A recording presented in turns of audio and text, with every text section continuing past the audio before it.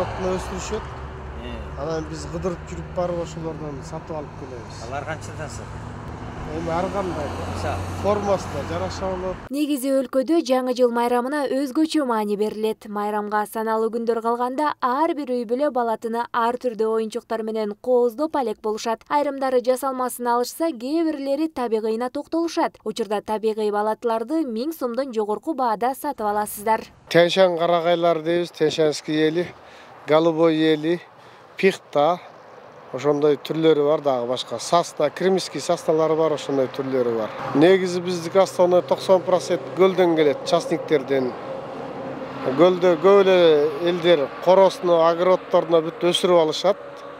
Ошолорду биз кыдырып жүрүп, терип сатып алып келебиз. Жасалма балат алсаңыз, аны менен бир нече жаңы жылды тозосуз. Анткени ал соолубайт, сапаттуу болсо чирибейт дагы. Сатуучулардын айтымында жасалма балатылардын жакшысы 1800 сомдон 85 000 сомго чейин сатып аласыз.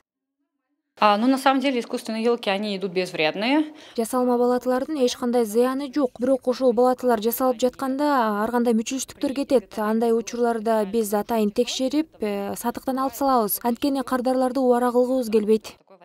Кошумчаласак, жасалма балатылардын баасы табигыйга караганда бир кыйла кымбат. Дегени менен алар көп жыл силер менен үй бүлөлүк майрамды тосушат. Нурай Кайратова, Улук Азизбеков, СТВ.